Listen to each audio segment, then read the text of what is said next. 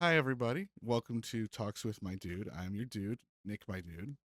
Today, I'm here with Logistics Officer, a Destiny 2 content creator, and Menace of the Angles. How you doing today, Lodge? Doing pretty good. That's good. For anybody that hasn't seen your content or aware of why I called you a Menace of the Angles, would you like to give yourself a brief introduction? So I use Stasis to find funny flank angles to snipe people with Cloud Strike, mostly. Or at the very least, you know, irritate them from that direction. So, for anybody at home, Stasis is a subclass in Destiny 2 that lets you put up ice walls, basically, so you can take funny angles. And Cloud Strike, and correct me if I'm wrong, Launch. Cloud Strike is a rifle in Destiny 2 that if you hit a headshot, it creates like an AOE. It can kill Yeah, people it's around a it. sniper rifle that calls down a lightning strike that creates an AoE. Yeah, so you're basically just trying to get get funny multi kills with a funny sniper rifle. Pretty much, yeah. Awesome. And so you are a content creator. So do you stream? You stream on Twitch? You do some YouTube? Do you stream anywhere else or anything like that? Just Twitch and posts on YouTube. I'm still trying to get the streaming to YouTube to work. Okay. Yeah, trying to beat that into submission. Yeah, yeah, something you plan to do in the future, I assume. Yeah. Okay. All right. And, so what got you into creating content? Was it you picked up as a hobby, or what's your origin story for content creation? Well, it was kind of by mistake, actually. I started submitting clips to there's another YouTube channel called TDT, run by a guy named Misum. Uh, I would post my clips on there because they have something where they'll review them, and my clips just got really popular, and people started recognizing me in Destiny 2. So I figured, why the hell not? I'll give it a shot. And it just kind of went from there. I mean, a couple days ago, relative to when this does come out, I hit 1,000 followers on Twitch, and I think I'm almost at 2,000 on YouTube. I mean, that's nothing compared to what other people have, but I'm proud of it just because it's something I never thought I'd be able to do. Oh yeah, absolutely. Be proud of those because what's the saying? The first step in of a journey is or what is the first step of 10,000 or whatever. If you want to walk 10,000 steps, you got to take one. You've already taken 1,000 Yeah, or yeah, 2,000 depending on which platform. So that's pretty cool. yeah, and I was talking. There was someone else I was talking to, and he was like, it's impressive what you've done because you didn't do any of the footwork. I was like, what the hell are you talking about? He goes, well, Meesum did all the footwork for you technically. You just sent him clips, and I was like, I guess you're right. I mean, but hey, I figure. I mean, you're here talking about Misum. I assume anybody that is interested in your clips and enjoys your stuff is going to go look and see what Misum posts because there's always more stuff to find. oh yeah, yeah, yeah. Mason's a good guy. His content's good. The stuff like if you're looking specifically for where he posted me, it's his spicy clips where he does a compilation of everything that gets submitted after a little bit. It's every 2 weeks or something like that. So Mm-hmm. What does TDT stand for anything? I've always wanted to know, and I've just never asked. the Dream Team, I think. Okay, I don't know. It could have been Which like Taco Del Taco for all I know. yeah, I'm looking at it now on Discord. It's the Dream Team, which I don't know. It's a little bit of a letdown now on it. I thought it was something different. The mystique is gone. Yeah, I know. But then after that, I started working with two more Destiny creators, Patty Cakes and Ascendant Nomad. Hmm. They just tell me, "Hey, we're doing XYZ with these guns. Get what you can." I would just go from there and get the clips that they needed, or if they just needed filler, I'd just send them what I did. That whatever war crimes against Guardians I committed that week, that kind of thing. In game Twitch, Yeah, in YouTube game YouTube, in in game. game. But that's the stereotype that's come along with that is it's criminal activities in Destiny. I think there's a clip somewhere of Nomad with an alignment chart talking about logistics as lawful evil because he follows the rules. He just bends them a little bit. Logistics is chaotic evil. No. Logistics is lawful evil because he doesn't break any rule. He's just evil. And into ways that you don't like them being followed. What's that Reddit that has a lot of stories like that? Malicious compliance. Yeah, pretty much. I love that. I'll listen to you, but I'm gonna do it my way. I'm gonna go. I should get the soundbite from it's Frank Sinatra, right? That sings "My Way." Yeah. Just insert here. Yeah. Just Yeah. Yeah. I'll have to see if I can find that clip from Nomad so you can. Yeah, I'll look. Definitely send it over if you can find it. And anybody who's watching on YouTube, the Lodge's model is actually the Cloud Strike, the gun he uses to terrorize people who stand still for too long. Yeah, unfortunately, we couldn't get my actual emblem to work, so. Yeah, it's unfortunate. I don't know if that's a Fujitech thing or like just because of the size of that I record in. I'm not sure. It's okay. We got something funny and very very you to use. Yeah. I think the only thing that would have been better is a golden Austringer, right? Yeah, my people apparently recognize me now just from my weapons setup because of the gold Austringer Cloud Strike and my Titan having a cowboy hat on. It's become a signature, so signature look, just like Nissan, actually. Yeah. Apparently, I have a brand look now, so I can't change too much of it. That reminds me, the Titan signature look. I think you were in it. I don't know who was hosting it. It might have been me some. I'm not sure, but he was doing like hide and go seek in the tower. Yeah, and somebody just wore his outfit exactly. Yeah, just wore his outfit perfectly. Yeah, and we were running around for like 20 minutes and like, we don't know where the fuck he is. He's like, hang on, I'll show you. And he comes walking up. We're like, but that's Meesum. And then Meesum walks up. Wait a minute. Wait a minute. Yeah, I remember that. That was a good stream and good video. So I would recommend that to people too. But continuing our line of absolutely horrible questioning, I'm absolutely a police officer in disguise. I'm just, this is something I'm just very curious about. What about Destiny PvP keeps you coming back? A lot of stuff just doesn't have the same, like, I don't know, the same feel. It's hard to describe, but a lot of guns and stuff just have a certain feeling to them, and other games will use it and be like, yeah, it's not bad, but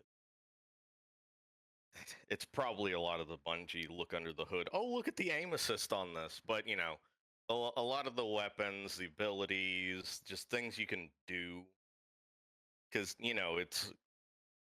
it's guns and space magic. Like, the only thing kind of close that we have is Overwatch, but let's not get into that because I was a healer main in Overwatch 2 and hit Grandmasters, so I know that pain. Yeah, I was just curious because sometimes the way you talk about Destiny is the way that I talked about Halo for years. Like, people are like, do you really like this game? And I'm like, yeah, I love this game. Yeah, it's a great game. I fucking hate it. I'll see you tomorrow. Yeah, that's kind of. Yeah, that's kind of it. So it's just kind of interesting to see. So because you were talking about not like getting that feel from anything else. I mean, this is not new news anymore. It's old news. In the gaming world is probably seemingly forgotten about it, except for like the jokes that we continue to make at the expense of Destiny.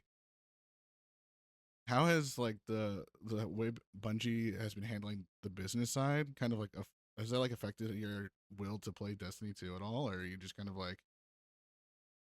I mean, if we all just up and quit, they would just liquidate everyone. Obviously, they have no problem in cutting off more of their fingers so that Pete Parson can get another car.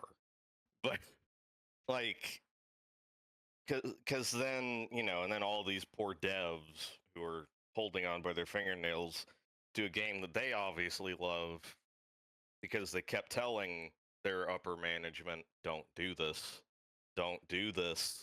and upper management made them do it anyways.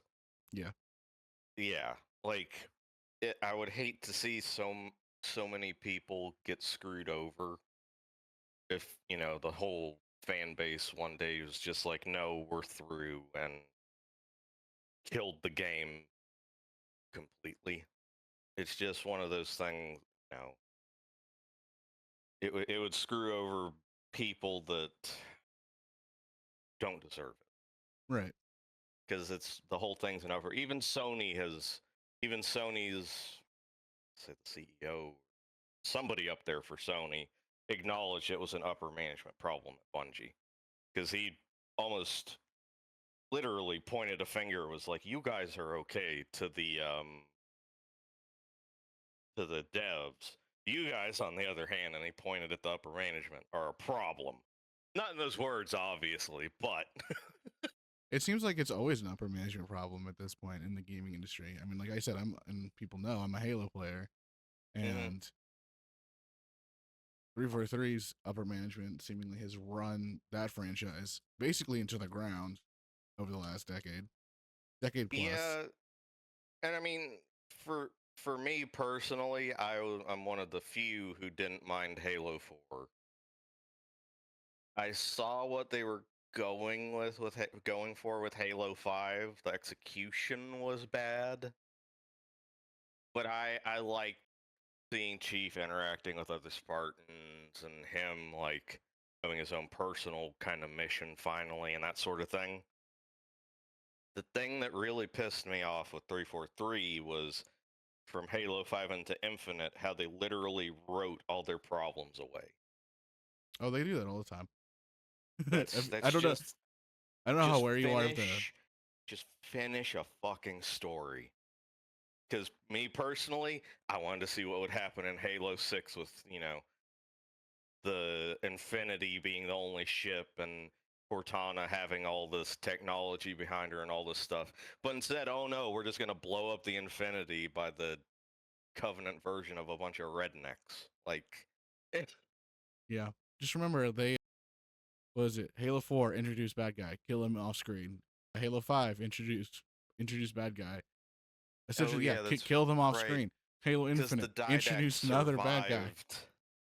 The Didact survived falling into slip space or whatever. If people don't generally like Halo isn't like, I would say like the majority of the Halo fan base does not read the books, so they wouldn't know that, or the comics, so they wouldn't know that. But the fact that like Didact survives and is killed later is so funny. Yeah, and there's so many good books that they could adapt into games. I feel like, like Ghosts of Onyx.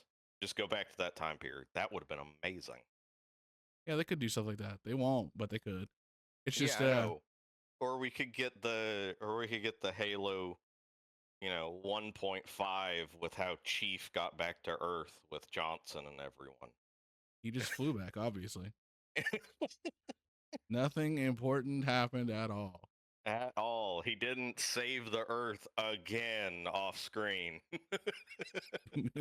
I did enjoy Halo campaigns. I think Infinite's campaign, while it did have a lot of flaws, was like probably the best campaign 343's put out. Yeah. Story-wise, even if it was a lot of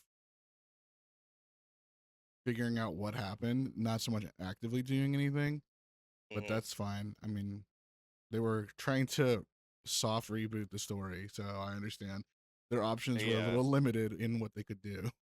Yeah, and it was nice seeing Chief having like a human sidekick to play off of. It was it's the best version of a humanized Chief that we've had, so I mean, yeah, because I think could have been worse. Chief, yeah, because for a while, Chief suffered from the same, like character-wise, suffered from the same thing as Space Marines in 40K, how they're like, dehumanized, so to speak.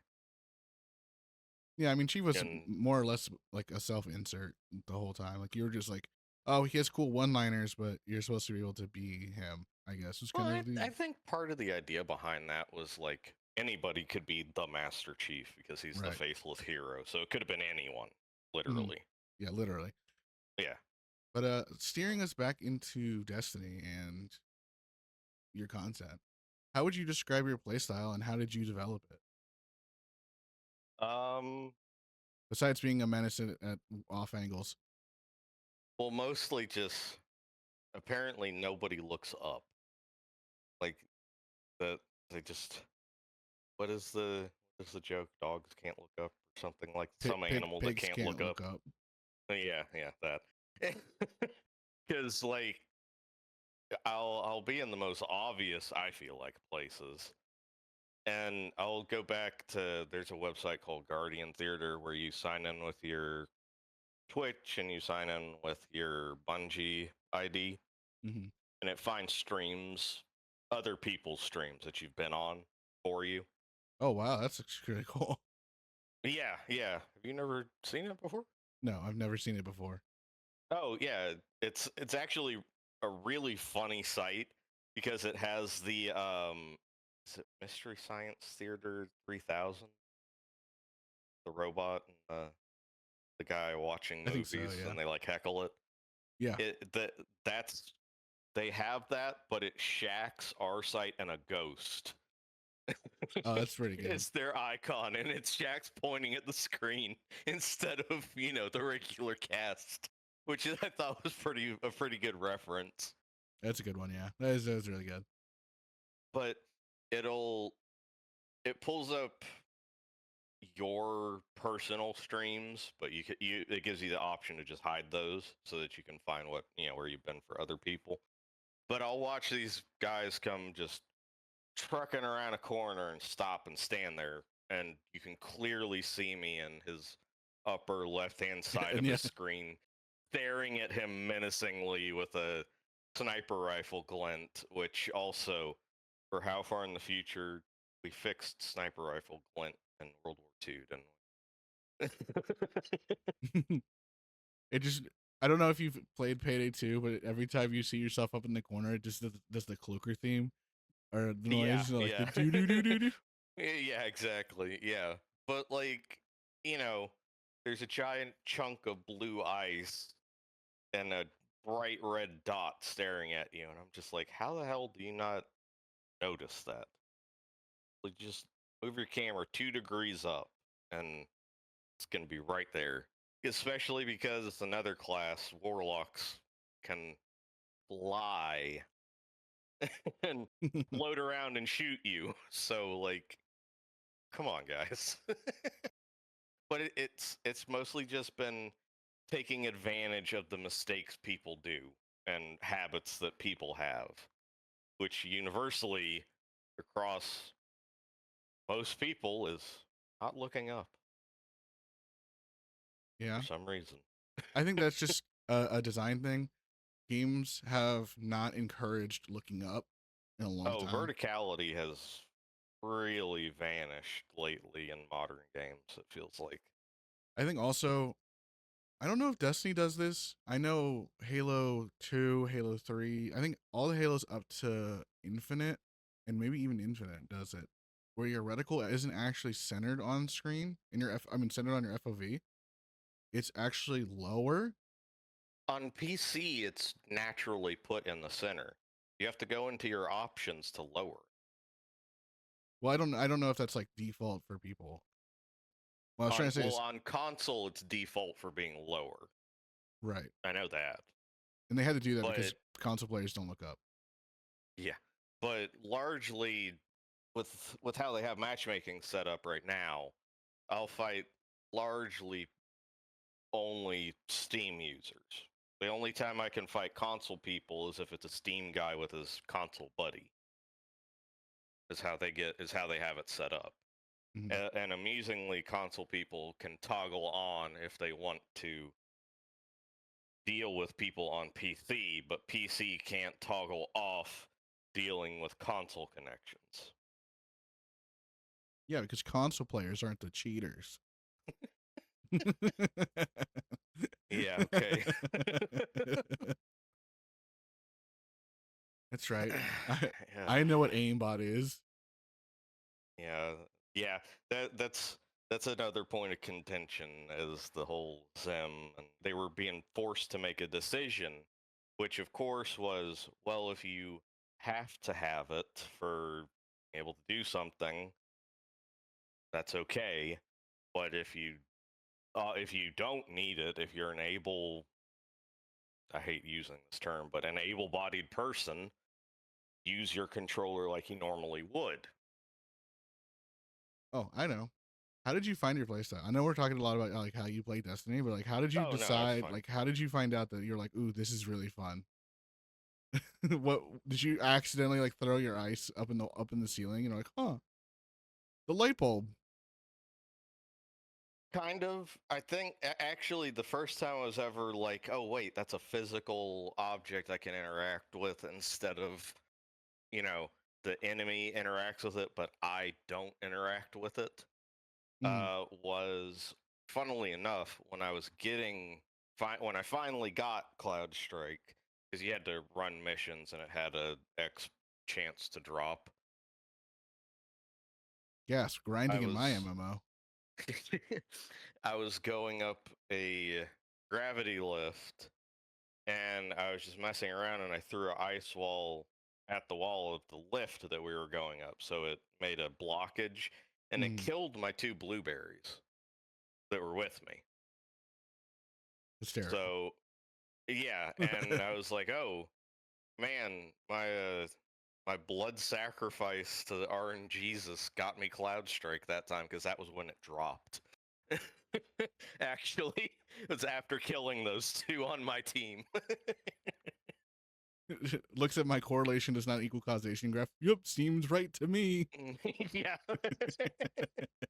And so then the first time I used it was there's a map called Burnout on Destiny 2, and the A point that you capture, there's like a hole in the ceiling, Yep. and I threw a wall up there and stood on it. And I think the first time I ever pulled it off was I was standing there, and one of my friends baited a super in, and right as he went under me, I hit him with a suppressor. So he was just standing there like, what the fuck happened? And then I dropped down and killed him. And like, Batman dropping out of the ceiling. It's like that The scene from the was it Yeah, the Christopher scene Nolan from the first one. Batman's? Where are you? Here. Yeah. Oh. Yeah. It was pretty. That was what happened in my head. I think that's how I edited it. That's so funny. I'm glad we both thought of the same scene. Yeah, yeah. Anytime I do something like that, that's the scene that plays in my head. Just here. Because that's such a iconic scene for Batman now too. Yeah. I remember seeing a tweet somewhere of like a account where they're just jokingly playing Batman, and it's like, did the "Where are you here" thing again last night never gets old. But Yeah. but that was the first. But so that became like a common thing I would do, and then so I just kind of built on it from there. Lodge goes into game chat and tells everybody that's like, oh my god. Every time he snipes him, he goes, swear to me. Yeah. I swear to God, if you don't stop sniping me, swear to me. Yeah, pretty much. Pretty much. But also like a lot of people are, well, how do you figure these out? I'm like, I honestly can't tell you. I don't go into maps and lab the map as it's called or anything like that. You're not practicing Literally your half ice of wall this combos. Yeah, literally half of this stuff just happens in the moment. I'll be like, I bet from there I can see to there, and I'll throw a wall and climb up and see if I can see where I'm thinking I can.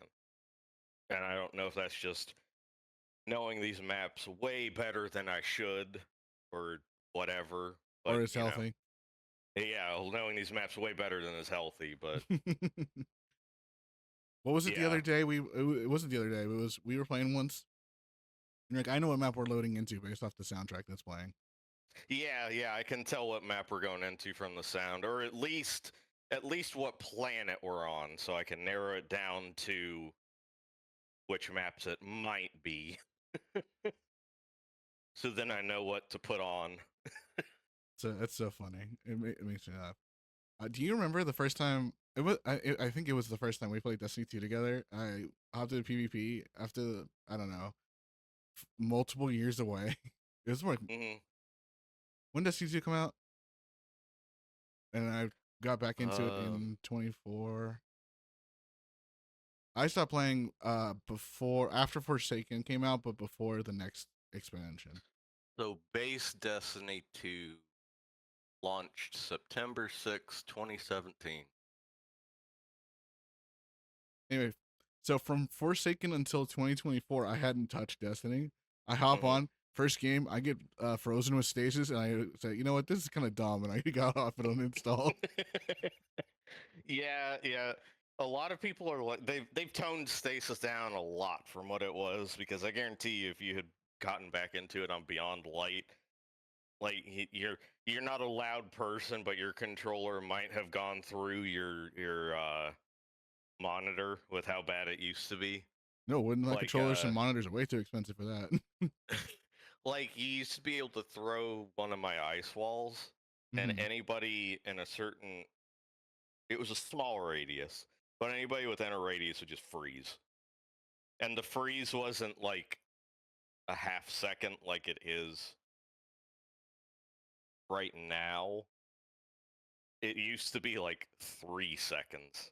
So That's so you would crazy. freeze someone, have time to emote, and then kill them. Well, that's hilarious because it's funny in a kind of a toxic way. I would have hated it, so I'm glad I did not Yeah. play. There's actually a clip from Trials of Osiris. I don't remember who did this, but it was 3 warlocks, and they froze a guy 2, 3, 4, 5, 6, 7, 8, 9 times in a row Oh my god. as he was trying to get to the edge of the map to jump off just to die so that the round would end and he didn't have to deal with it anymore. I've got you for 5 minutes. Playtime. Yeah, pretty much. Oh man, And that's so you funny. could just, yeah, you could just hear the poor guy, trying to get out of there. Yeah, that is But so. then they, It's so funny. yeah, and they readjusted it pretty Really quick. dumb, but funny. Well, and the thing is, during one of the interviews, they're like, look, we know this came out hot, but COVID. And I was like, okay, fair, you're doing all this from home, but also, holy shit, guys, come on. This seems to be a recurring theme with them overtuning the new thing. Hunters having 3 Well, thunder crashes now. You know, yeah, and yeah. it's the Well, I nerfed mean, version. this latest Prismatic is overtuned, yeah. But when Strand came out, it wasn't super overtuned. It was pretty in line with everything else when Strand first came out. Honestly, I can't remember if it received a lot of buffs or not. Yeah, but then you have to play Lightfall. Yeah. Then you have to deal with them, fucking Nimbus. Woe, Nimbus be upon ye. Yeah, pretty much the most annoying character in the damn game. They went like, I don't mind a little bit of comic relief, but like They I'm made him not one too of much those. like a teenager. Yeah, I'm not one of those people that buys into the, oh, they're writing like Marvel now. But like that was the line of, man, this would be like a Thor Ragnarok joke. Oh And no. Thor Ragnarok was the good one. That's so funny. But what's your top Destiny moment? Do you have one? Like It could be PvP or like completing a raid for the first time. Like what's like a moment you think back on is like, yeah, this is Destiny to me. A montage of Cloud Strike multi kills just went through your head. I can hear it. The funny, I guess the closest one would be a raid, like raid completions with your friends, because those can always be difficult the first time. Like or multiple times, like you've seen with John when we have to do Nezarec with John. Yeah, for anyone who doesn't know, Nezarec is it's the boss of a raid, right? Like the final encounter. Yeah, he is the big bad of that raid. Yeah, and he always glitches out whenever John, who's John Titer from the first episode, is in the raid. There's always something horrible happens in that boss fight. Always, 100% of the time. I'm not joking. He always pulls You some wish you were bullshit. joking. Yeah, we wish we were joking. Yeah, there's video evidence of. There's video evidence of us not joking. Yeah. But yeah, Do you have like a finishing particular raids- raid in general that's like your favorite to have finished the first time? Because I know mine, and I haven't done a whole bunch. Probably Roll, I guess, because that raid was really good. Which raid is that? Is that Root of Disciple? Nightmares? No. No, Root of Nightmares is Nezarec. Roltz is Vow of the Disciple. Oh, okay. Yeah, Vow is always pretty highly regarded because the Nezarec raid, the world's first, I think, was completed in like 4 hours. So a lot of the community is like, "Oh, this is baby's first raid," kind of thing. Yeah. Was it is Nezarec, is that raid the one that people complained about it being too much ad clear? Like most of the encounters were just like ad clear type. I think I know I've heard that or was that Garden of Salvation? because I can't remember. I know I've heard the complaint about one of the raids. It was either Garden of Salvation or Root of Nightmares. Garden is a lot of ad clear. It might have been Salvation. Yeah, because a lot of people don't like Garden just because of the mechanics. I've you heard have to that too. get the line to connect to something, but if somebody gets too close to you, the line just shoots away, and then you all have to try and readjust it again in a certain time frame. Mhm. Which, understandable. Personally, I like that raid just because I like all the Vex stuff. It's pretty. The music is good. All the elements for that one just kind of come together for me, but Yeah, my first raid clear was Vault of Glass, like a lot of people. Mhm. And so that's probably my favorite Destiny moment. That or just like in D2? D1. In D1, oh, okay. Which was different. It was also the first raid I finished in D2. Because I didn't have, so when I played back in like when Forsaken and stuff was out, I didn't have a group to raid with, and they didn't have like Raid Finder or whatever, Fireteam Finder. Yeah, you actually had to take the time to find 5 other assholes who could keep it together for long enough. Or 5 assholes who couldn't keep it together and just made it funny. Oh yeah, trust me. I remember back in the day of early vanilla World of Warcraft having to find a group. Everybody tries to meet somewhere. 2 people try and get to the dungeon, and then they summon everybody. But then you're in the middle of fucking nowhere, so you have to try and get through the dungeon. And then if you don't, I remember those days. Yeah, so so Vault of Glass was my first, like, it's probably like that moment for me, or when I played through Rise of Iron, because I love that expansion was my favorite expansion in Destiny 1. Like that was by the far. expansion that I kind of fell off of D1 specifically in, because the first mission they're like it's Cephix Prime for the 5th time they've resurrected him again. I'm like, all right, fuck this. But don't they keep doing that in Destiny 2? They're like, here he is again. He doesn't. Well, that was just because they rehashed the mission for D2 specifically, but that's the only time you ever see Suffix Prime. Yeah, but I mean, other than that, I really liked Rise of Iron. Also, it was like, I don't think it was supposed to happen.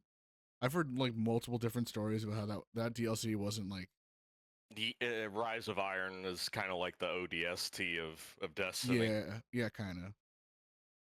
It was it was really fun though.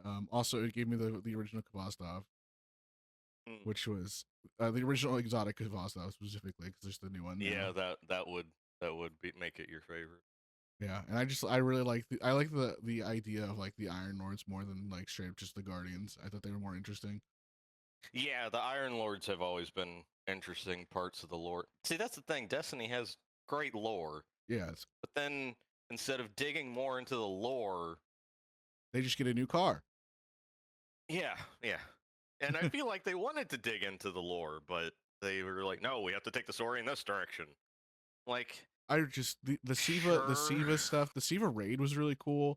It wasn't the best raid ever, but it was fun. Oh, Wrath of the Machine. Yeah. I think. Yeah, Wrath of the Machine. It was just really cool to get like a lore thing that wasn't just the darkness is trying to kill us.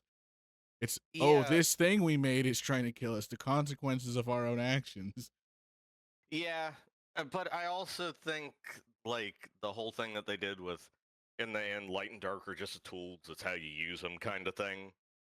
Yeah. That was compared to how most other franchises would have done it, where the light beat the dark, hooray! Star Wars.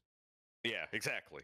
The moral ambiguity, I think, is what is the term, is kind of what made the story decent. Yeah. I'm not saying that the story is wrong. I just would love to see more of like, because we got like apparently Shax's castle at that one dungeon, or it's just a warlord's castle? A warlord's. I don't think it's Shax's. If it was, yeah, but apparently they castle, had like Ahamkara bones in there or something like. Yeah. They had Ahamkara bones in there, and the Scorn found them and were trying to use them for a wish, because even the bones of an Ahamkara can grant wishes because they're paracausal and technically not dead, and all that kind of stuff. Also, the craziest like, oh shit, we fucked up the story out ever. Yeah. I've seen this trick before. Yeah. And I didn't like it the first time. Yeah, pretty much. There are a lot of moments in there where you're like, didn't he try and do that before? And wait a minute. Like the whole thing of Lightfall, when you could tell that the beginning cutscene and the end cutscene were supposed to be together, but they just cut it in half and made a bunch of filler. Yeah, we love filler in this house. Yeah. I don't know. It's just, I'm always curious. Everybody I talk to that's played Destiny, I'm like, what is, if we talk a lot about Destiny, I'm like, why is Destiny so like crazy to you? And everybody has their own reasons. So I was just curious if you had a Destiny moment. And like, when Bungie knows that unfortunately, when Bungie's backed into a corner, is when they do their best, which is probably another problem of upper management. But because like Forsaken, when it came out, they were like, okay, hey guys, guess what? We're killing your favorite character. And everybody sat up and went, what the fuck? Also, please love our game again. Yeah, which Forsaken honestly saved the game.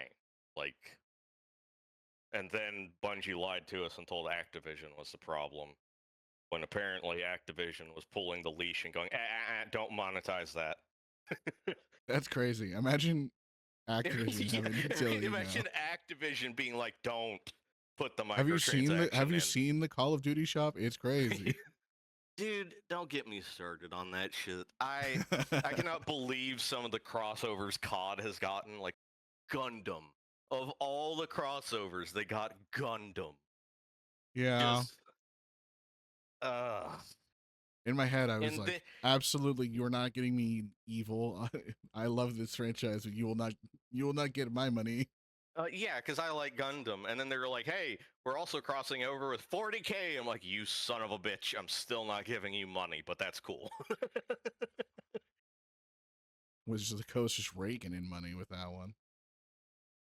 Golly. No, that's Games Workshop. Oh not yeah, that's Wizard. right. So yeah, Yeah. I get. I get. Another. See, everybody says Games Workshop is also evil, but they haven't sent the Pinkertons after anybody for trading cards. So That story is so wild because they sent them Pinkertons after somebody that got sent the cards to their address. Like somebody sent them the Yeah. cards. They didn't like steal them. They didn't. No, they got them through completely legitimate means. And the guy's wife opens the door, and it's just what I can only imagine is these guys in nondescript suits with AR-15s, pretty much. They should have shown up in like cowboy gear and be like, and then Oh, they should have been traditional that time. traditional Pinkertons.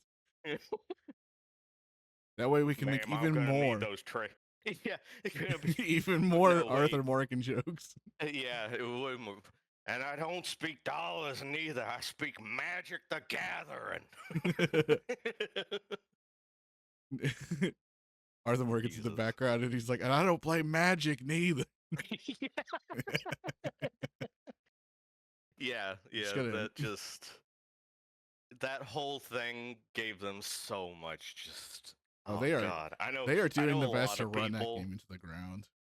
Oh yeah, I know a lot of people that are like, well, I guess I'm just getting PDFs of the player handbook now because I'm not paying you anything. Oh yeah, I haven't bought actual WotC like sponsored anything in so long, and I will continue to not do it. Oh yeah. You just wait for some good Samaritan to scan it and post it. Oh, I don't even need to wait. I can just Google most of the info I need anyway. Oh yeah, that's fair too. And also, players make way better campaigns than Wizards of the Coast, so like, I'm not worried about it. Well, I mean, because I started playing D&D when I was in high school, because we actually had a teacher who would play with us. Mm-hmm. Every Friday we'd go to. There's a little Asian dude, Mr. Who would he had a smart board. You remember those where the projector would shine on the board, and when you would write on it, it would write on the computer screen. So because it was like touch sensitive. I remember people writing on them all the time when they weren't supposed to, like with actual markers, not the smart marker. Dude, he let me try and play World of Warcraft on one of those things once, where I would touch the skills to to do stuff. It was really cool. You were the original iPad kid. God, don't put that on me. Don't put that evil on me. No. But like, so, and he would make a school year long campaign and then just let us go to town. And then during teacher work days, he would finish all of his work early and then tell the school it was a field trip, so that we could come on to school grounds to play D&D all day. That's so funny. Yeah, Mr. Soldier is fucking awesome. Apparently, to this day, like, I graduated in... I graduated in... And apparently, to this day, he's still playing D&D with kids there who are interested in it. That's great. Which I can only imagine is a lot more with, like, the revival Dungeons and Dragons has seen since like the movie and Critical Role. I think since Critical Role is probably a good spot to put it, because it went from like, it was probably still gaining popularity, but that just kind of sped everything up. And then the movie coming out and the movie being good, but also Stranger Things. Oh, the movie was so good. The movie felt like an actual D&D campaign, which is like really hard. And all the effects were practical. It was for the most part. Yeah. It was. And it was a good I movie I loved how they poked at like the rule book too, because I specifically remember the scene of all right, so he'll get up and I can ask the dead guy 5 questions. Yeah, and then you can never get him up to ask him any questions again. Seems very arbitrary. Man, you really are just poking fun at the rules, aren't you, right now? But that's how that's what you're supposed to do. Oh yeah, yeah, yeah. And supposedly they're working on a second one, according to them. I I really hope that they get Vin Diesel to be in one though, because he is a huge D&D nerd, which It's I love. amazing. It's Which I amazing love how telling many. people. Yeah, it's amazing how many like quote unquote macho like Hollywood guys are just like, I love D&D. I would play it. Are just fucking nerds, pretty Yeah. much. Like Henry Cavill Yeah, being painting Warhammer figures meticulously and building PCs. And yeah. Who there was was it? actually an Terry interview with Crews. Henry Cavill. Terry Terry Crews Crews also? being a D&D. Yeah, he's a huge D&D guy. He loves D&D Huh. and he streams sometimes. He built his own PC. He's played Dragon Rampa. That's how much of a nerd he is. That's great. So There is an interview with Henry, a couple really funny interviews with Henry Cavill. Like one, they're obviously trying to make fun of him because he was there with who was the guy that played Spider-Man? I can never remember. which one? The current one. Tom Holland. Yeah, he was there, and Tom Holland was on the show too. And the host is like, "So, what do you do with them?" And he's like, "Well, you paint them." And he goes, "Okay, but then what do you do with them?" He goes, "Well, you put them in little armies and you fight another guy." And he's like, and guy goes, "Is that fun?" He goes, "Yeah, it's really neat." And Tom Holland's in the background, and all of a sudden just goes, "Well, that sounds amazing. When can I come over and try it?" Have you seen the interview where the host is talking to Henry Cavill and he's like, "Yeah, I also play," and then they just start like pointing at each other and saying like, "You, when, me." Oh yeah, he almost missed his he almost missed his audition to be Superman because he was in a World of Warcraft raid. That's hilarious. Yeah. Like he was honestly like almost late because he'd wanted to finish the raid that much. Yeah, it's hilarious that he gets called King of the Nerds for this stuff too. Oh yeah. Well, and because of he's one of the ones that's like, no, source material. We're not doing what you want to make up. We're following the source material. Mhm. That is one of the best things about people like Henry Cavill, because like that's the whole reason he stopped doing The Witcher. They were just like, "Yeah, we want to do this." He's like, "But that's not in the book." And they're like, "What?" And they're like, "Yeah, but," and he's like, "That's not in the book. No." Literally, like, what's it? It's that Russian magic clip. But the codex says we can't do that. Well, I can't read. Yeah, pretty much. Yeah, It's so good. yeah.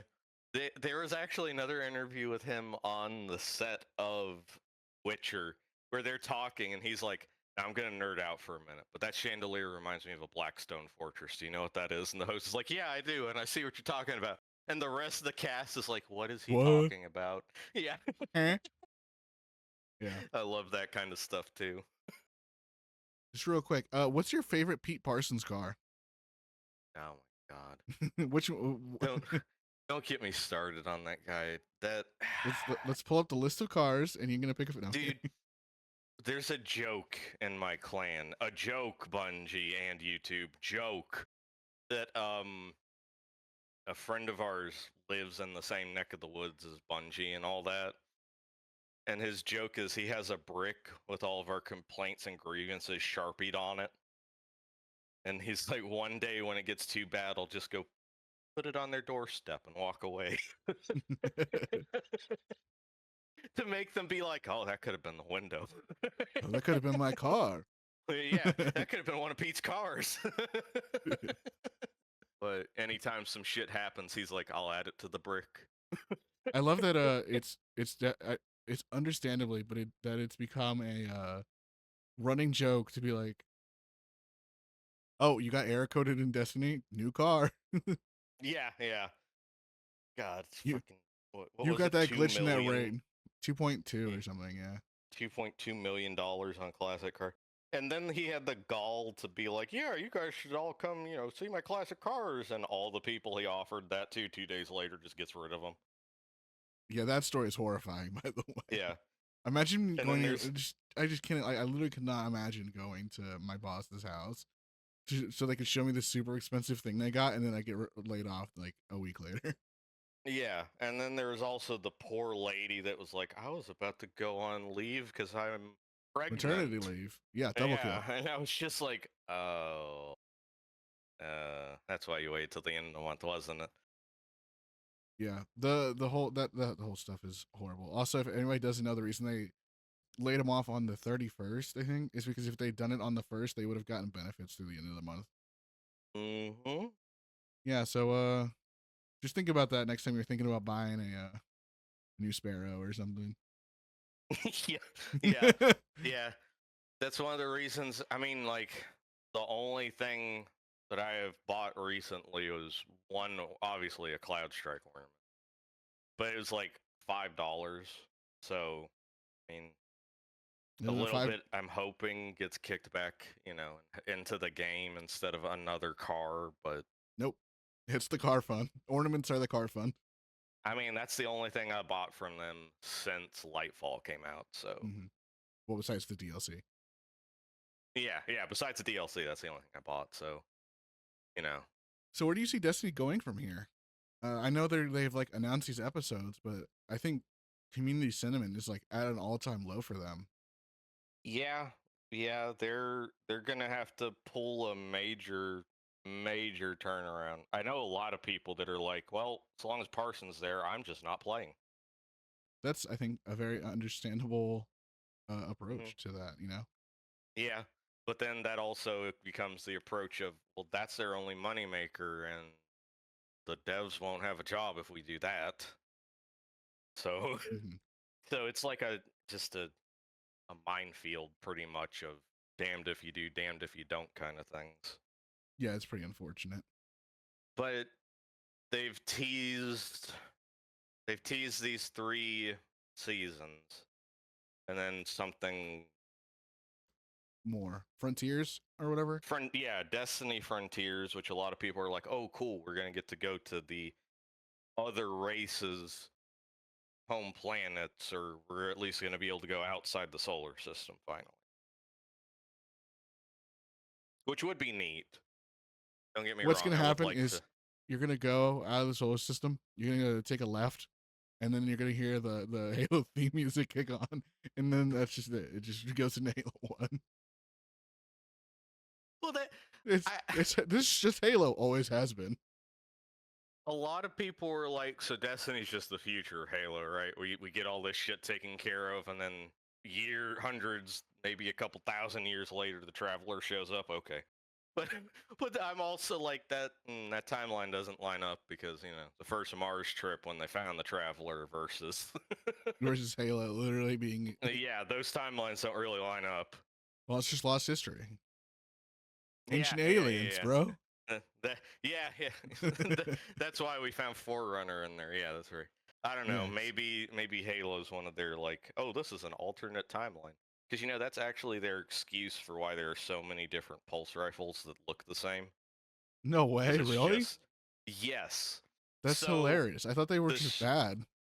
No. So the Exo Stranger, Elsie Bray, Mm-hmm. they never exactly said why the Darkness decided to do this, but she kept getting bounced through timelines, and in every one, like, the worst possible thing that could happen happened, and the Darkness would win, blah blah blah kind of thing, until she gets to ours, obviously. Yeah. Because we're the Guardian. We're based. Yeah, exactly. Well, no, I mean, she would even tell us, even in that timeline, you didn't succeed, you fell too, and or like, you got consumed by the darkness and started using it for your own evil purposes, blah blah blah, and all this shit. And this was before we even knew about the witness, so they couldn't just say, oh, the witness, you sided with the witness in that timeline yet. They didn't have the witness planned at that point. No, I don't think. They're like, fuck, what do we do? Well, no, Beyond Light was after Shadowkeep, and technically the witness talked to us in Shadowkeep the first time. Because after you finish the raid, a double of you walks up to you, and that's the witness talking to you. or it's just your inner thoughts of like, ooh, I could just take over the galaxy. Yeah, Yeah, but that's her pulse rifle, No Time to Explain, is described as like the base pulse rifle, and all the other ones are just iterations of No Time to Explain that didn't become No Time, if I remember correctly. So they're all the same gun, just pulled from different timelines, essentially, or that's so parallel weird. realities. Yeah, It's horrible. yeah. It's like It's- if you read the lore on Mida Multi-Tool, it's a scout rifle that is literally from another timeline. And they're like, yeah, so we used the gun to hack itself, and we got all these files on like the Martian resistance something or another, and that's why it's called Mida. Should we really let them use this, or? And it's a letter Oh, from Shax basically saying, no, they can use it in Crucible. I'm not banning the gun. based Check's opinion. Yeah. Destiny lore is so silly. It doesn't make Mhm. sense sometimes. It's fine. There are moments where it's silly, and there are moments where it's really good. Yeah, and when it's good, it's good, you know. But when it's bad, Yeah. it's bad. Yeah. But like the silly one, some of the silly ones are good too. Like the macabre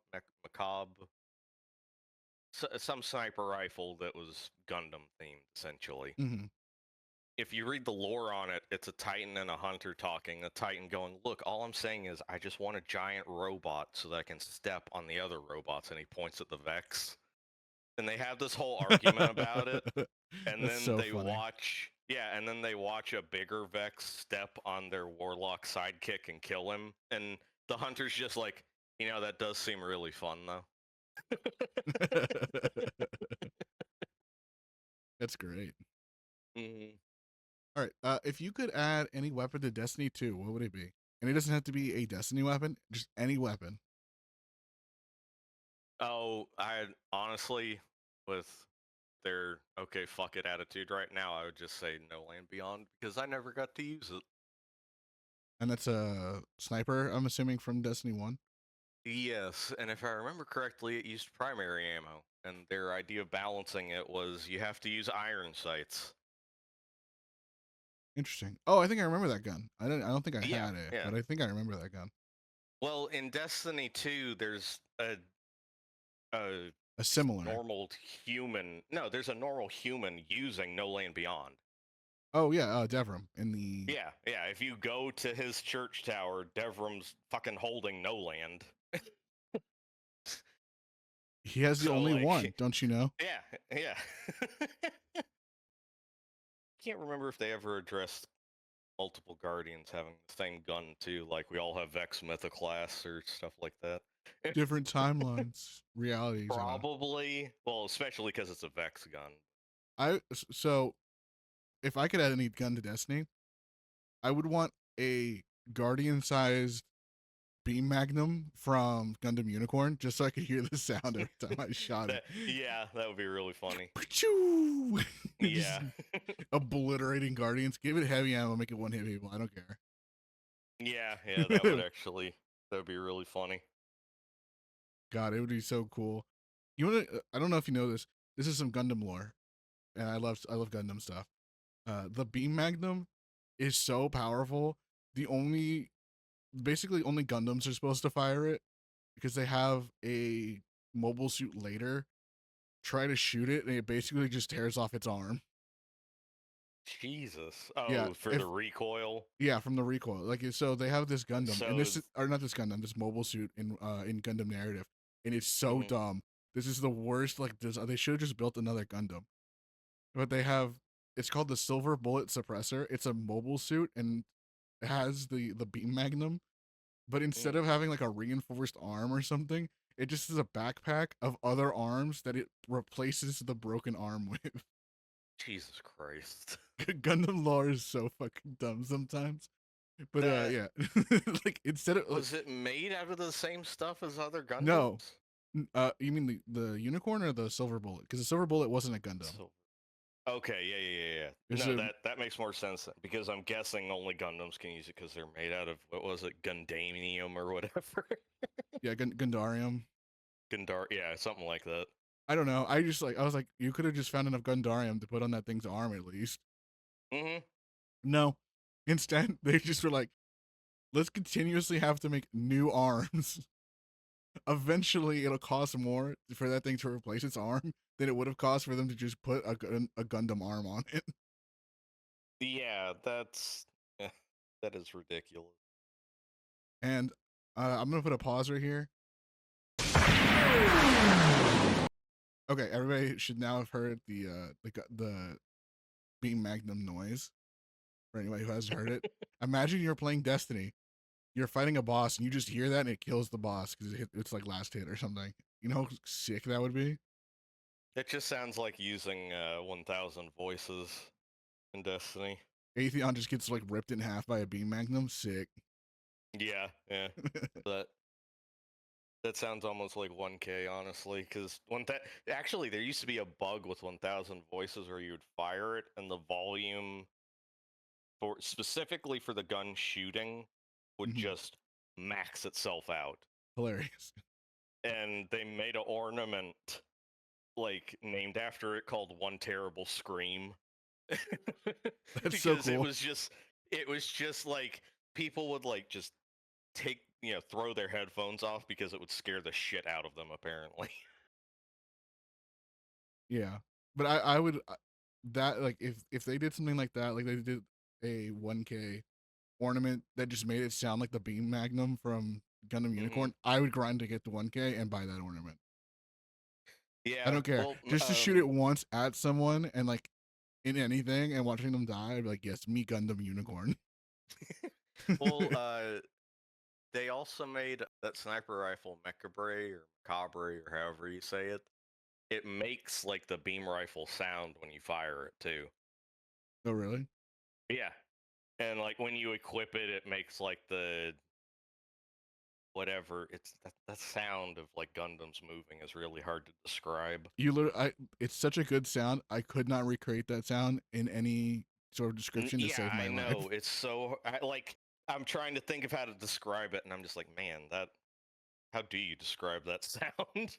But like when you equip it, it makes the sound of like, a Gundam moving kind of thing. Oh, that's cool. Yeah. So like they have little touches of it. Mhm. Speaking of like Gundam sounds, have you watched Witch from Mercury? Mm-mm. You should watch Witch from Mercury. It's probably one of the best Gundam shows they've put out it's one of the best Gundam shows they've put out in a really long time. But the sound design on the beams hitting anything or being fired at all is immaculate. It literally is like it's like better than Unicorn in a lot of ways. It's so good. And they have some of the mobile suits are designed by the guys who one of the artists who worked on Armored Core. So like one faction is that guy, and then some other factions are designed by other people. So all of that's cool. So all of the different industries and stuff, all of them look different. So they're actually pretty unique in how they. Yeah, they look different. Like you like look at that and you're like, oh, that's a. I'll use it as a Braytech. It's not Braytech in the show, but I'll just like Braytech versus. Yeah. How you can tell different weapon foundries apart in Destiny. Yeah. Yeah, but it was so cool. Also, there's the prologue is one of the greatest intros to a show I've ever seen. Maybe not ever seen, but it's really good. I highly recommend it. It's I think all of season 1 and maybe all of season 2 are on YouTube for free. Wow. I know at least season Bandai okayed that. Let me look. Live research time on the podcast. Because I thought Bandai would be like, money. Well, so fun fact: when Witch from Mercury came out, their model kit sales skyrocketed. People loved this show. Oh yeah. When the show's good, they sell like hotcakes. I bet. Yeah. Yeah, all 30 episodes are on YouTube right now, including the prologue. I will just send you the playlist. Okay. Are they subbed or dubbed? Both. Oh, this one Okay, cool. is settings. Let's see. We're doing subtitle. Oh no, it's subtitled. This one is subtitled. Sure. Ah, damn it. It's better. This is a lot of people are like, "Ooh, subs are better." No, subs are actually better for this show. I've heard the voice acting they use for English, and I wouldn't have watched it in some of these characters in English. See, I'm one of those '90s kids where I like watching instead of reading, but I'll give it a shot. At least watch Just the because, well, because I grew up, like Cowboy Bebop, Trigun, those kind of things. right. Which No, the dubs me for too. those are really good in general. hmm But like, I'm just used to watching my anime instead of having to read and watch what's going on. Just say you read slow. No, I'm just kidding. Oh, the scene changed. Pause. It's Read that line. if you can just watch like the prologue. They might have this whole in English online, but if you watch just the prologue, it like sets the tone of like the whole series, and it's so chef's kiss, like so good. Well, yeah, I think I've seen like little chunks of it here and there, and Oh, they do have the English dub. from what I gather, she's just batshit insane. Because a lot of the scenes, people are like, "Why the fuck did you do that?" like she was trying to save someone, so she just casually reaches out with the Gundam and just crushes the guy. Yeah. Apparently the English dub is on YouTube. I found it. It's also posted by Gundam Info, who is like run by Bandai. But there's a 5-episode difference between the two, so I don't know if it's missing episodes or not. Oh, that's weird. Yeah. So anyway, yeah, definitely at least give the prologue a shot. Yeah. I'll It's give it a shot. really good. Yeah. I think that brings me to the end of our questioning, though. Other than my two final questions I ask everybody. One of them being, what music has gotten your attention recently? I don't know if you're actually a music guy. I don't think I've ever heard you listen to anything other than the sound of Cloud Strike killing somebody. Uh, I'm kind of all over the place when it comes to music. Like, I think everybody in our age bracket is all over the place when it comes to music. yeah. Well, that's the other thing. Like when I was a kid, my like middle school into high school, I got really into like film scores and that kind of thing. Mm-hmm. Like when the Phantom Menace came out, adored score from the Phantom Menace. I had like for Christmas, I think my aunt, the one with her head attached straighter than the rest of my family, got me that, and I would listen to it over and over. And my mom was like, "I can't believe my son's into that kind of music when we have all this music." And my parents would listen to like Genesis, the Moody Blues, the Eagles, that kind of thing, which I like too. Which because like Genesis and the Moody Blues are two of my favorite bands. Nobody who's gonna listen to this has probably ever heard of Genesis or the Moody Blues. But Wow, way to call out kids, our average listener based on the people that we know. kids, if you've ever heard of Phil Collins and Tarzan, that's Genesis. Go listen to Genesis. He's great with those. He's won Emmys for Grammys. Whatever. I think it's He's Grammys for won music. awards for those albums. Uh, but so I listened to that kind of stuff for a while. One of my favorite movie scores is the Robert Downey Jr. Sherlock Holmes, the first one. Okay. And Inception is really good. Inception's not fair. You can't pick Inception. I don't think I've ever heard anyone be like, "I don't like the music in Inception." Well, I mean, they're the same. They're the same guy that wrote both Pirates of the Caribbean and Inception. Wrote both soundtracks. Pirates of the Caribbean, so good. Oh yeah, the pirate soundtrack is really good. And then video game scores, like all the Halo music, regardless of which Halo it is, has always been good. Mm-hmm. Well, I don't want these to run too long, so my last question for you is one. Well, I have two again. Okay. One, where can our listeners connect with you and follow your content? I'll send you the Linktree link also so that you have it, because I made one like John. But I'm on YouTube. It's Logistics Officer. Twitch is Logistics Officer. There should be anyways. Some of them have a little variation, but it's usually nearly the same thing. Twitter, same thing. Just anywhere you know, Logistics Officer anywhere, but it's LOL Logistics Officer, not regularly spelled logistics. A lot of people miss the extra L there. Yeah, I think the technical pronunciation should be like logistics, but that sounds horrible. So logistics makes way more sense. Oh yeah. It's there.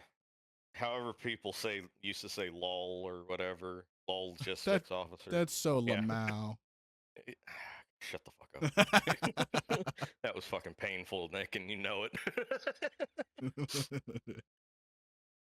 Oh man, that's so funny.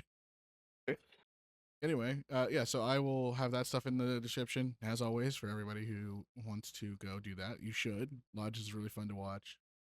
Yeah, I'm You get the usually live reactions. pretty much every day, honestly.